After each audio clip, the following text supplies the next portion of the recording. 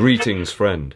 You're interested in the Asics EvoRide, the upper, the midsole, outsole, the performance, the value? In that case, you're in the right place. Welcome to the Shoe Sanctuary. My name's EDDBUD, and this is where all the shoes are protected by my now 11-year-old black cat Beast. Anyway, you haven't come here to hear that load of old rubbish. So, been testing out the Asics EvoRide. Very excited to bring you my initial views on this one. But first, I've got to phone a friend. Hello, Emily? Hey, Ed! How are you doing? What's up? Okay. Yeah, we're on now. Yeah. Oh, I'm on. Okay. Alright, bye.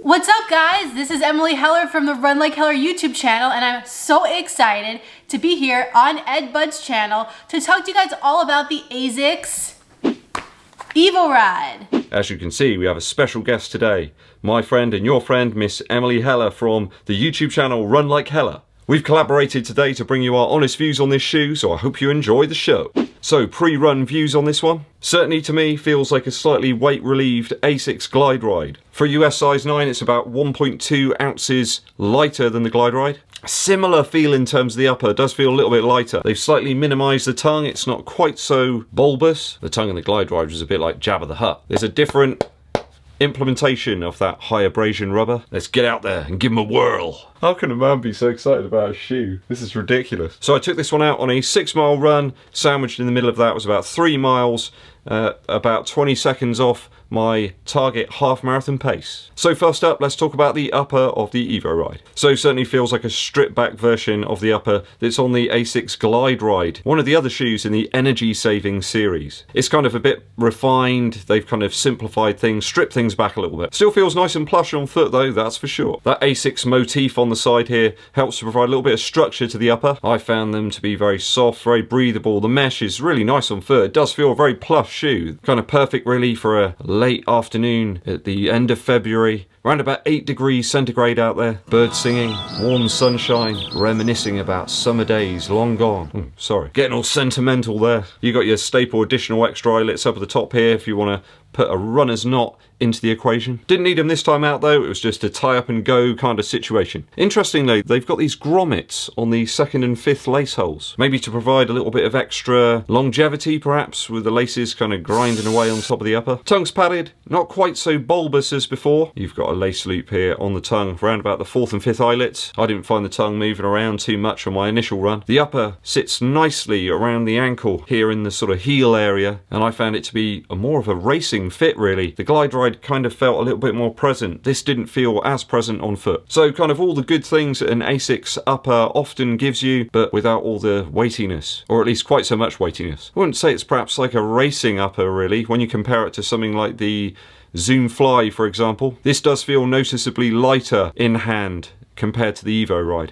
The upper does feel a lot more flexible in this one, getting quite rare and hard to find those. For the upper of the EvoRide, I'm going to give it a 2 out of 3. Emily, what do you make of the upper on the EvoRide? Alright, Ed, so I don't really love this upper, and I'll explain why. I think it's super narrow. I have a really narrow foot, so I can't imagine how it feels for someone with a wider foot than me. I felt like it's a little too plush, a little too built up for a tempo shoe, especially in this tongue and in the heel counter. The laces were a little thin and long for me. I thought it was a strange choice that Asics made there. But with all that being said, I had no issues with hot spots or breathability, anything like that. So I'm gonna give the upper of this shoe a 1.5 out of 3. Onto the midsole now. This shoe certainly reminds me of that Zoom Fly, the original version. Not perhaps so much the Zoom Fly SP. That kind of rolling motion through the gait cycle is there. You kind of get that sort of falling down the mountain feel with this shoe. When I first got it, I took out the insoles just to have a sort of feel of the underfoot section here, and it's very firm. It's not concrete, but I would say it's not too far off Chuck Norris in the tough guy stakes. I'd say the implementation of the guide sole here really is quite different in comparison to the Glide Ride. This shoe felt a little bit more stable. I think that reduced stack height, it just certainly felt better to me underfoot. I had no problem reaching paces of about 7 minutes 9 seconds per mile in that 3-mile section in the middle of my run. Warm-up paces of around 7 minutes 30, easily met in the EvoRide. Turnover felt really smooth, and the reduction in weight certainly was present on foot. These feel a little bit more nimble on foot to me, a little bit closer to something like the New Balance Fuel Cell Rebel or the Adios 4 from Adidas. Certainly closer to those shoes than something like the Zoom Fly 3. So a big upgrade from the Glide Ride for me, a better equilibrium between the midsole and the upper. Managed to get a quite sizable chunk of that run in my sort of tempo and upwards kind of zone. How long will the EvoRide keep this kind of responsive race type feel? Don't know, but certainly enjoyed running in this one after I've been doing lots and lots of miles in more maximally cushioned shoes. I found the rigidity just right actually. It was a lovely feeling of inertia as I pushed up the pace during the initial stages of the run. Where I've altered my form recently, I've been finding faster paces a little bit more easy to attain. So for the Flight Foam midsole in the EvoRide, I'm going to give it a 2.5 out of 3. It's going to be a little bit firm for some people. Don't think this is a Pegasus 36 because it really isn't like this shoe whatsoever. Don't think it's going to fit for a daily trainer. More of a tempo shoe. What do you think about the midsole, Emily? So Ed, as far as the midsole goes, I was kind of meh about it. Asics claims it's supposed to have supreme bounce, and I just felt like it was really firm underfoot. I was definitely craving a little more cushioning. However, I felt like the guide sole technology in the EvoRide is a much better feeling than its big brother, the Glide Ride. The transition was buttery smooth, and that's why I'm gonna give it a 2 out of 3. We're talking rubber. We're talking high abrasion rubber.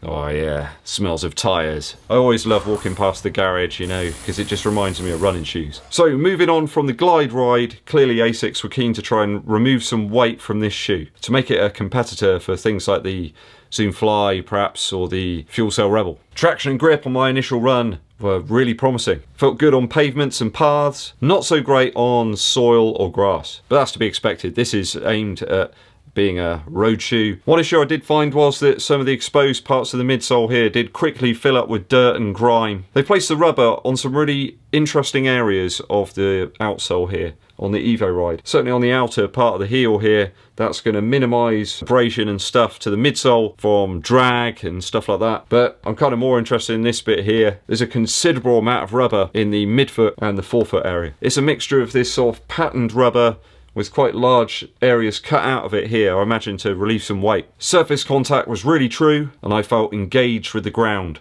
through a responsive and very snappy kind of ride. I'm going to give the outsole a 2.5 out of 3. What do you make of this one, Miss Heller? I feel like Asics did a much better job with this outsole. They're giving us rubber only in the places that we need it. I'm for one really happy because Asics added a traction pattern to the bottom of this rubber as opposed to in the Glide Ride where it was smooth rubber on the bottom and I was slipping back sometimes when it was a little bit wetter outside.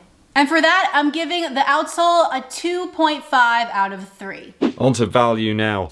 I managed to pick this shoe up for just under £100. I think that's a pretty good deal, really. I mean, what else could you buy for £100? A couple of video games, maybe sort of 3 good quality toasters. I can see the outsole holding up pretty well on this shoe.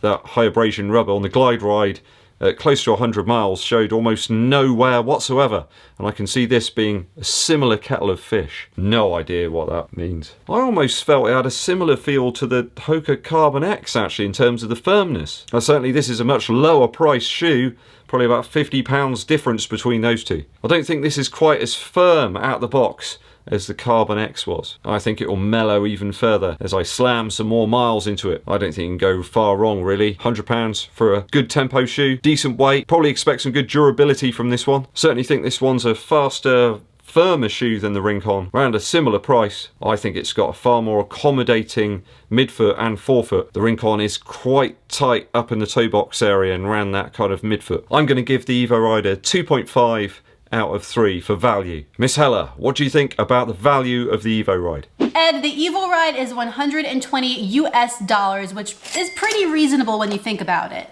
If you like a firmer ride, you can take this for your tempo days, you can do some daily training in it, longer miles. It becomes a really versatile shoe. And like I always say, Asics shoes are pretty much bulletproof. With all that said, I'm gonna give value a 2.5 out of 3. So good to have Run Like Heller on the channel today for the initial review of the EvoRide. Thanks so much, Ed, for having me on the channel. My name's Emily Heller, and I'll be seeing you. Look out in the future for some more collaborative reviews from the two of us. Thanks for watching through to the end of the video. I really do appreciate it. Do make sure you hit the subscribe button and click the bell so you receive notifications of when new videos are launched. Put any comments you've got down below in the comments. I'll be really pleased to answer them. Make sure you share the video with all your running buddies. Get out there, get on the grind, and I'll be seeing you. Okay, never catch Jameson Michael wearing anything like this. I wonder if there's an award for the best dressed running YouTuber. That'd be cool. Hello? Hello? No, I said pepperoni. Double olives, no anchovies. Get out there, get on the grind, and don't forget to run like EDDBUD. See you next time.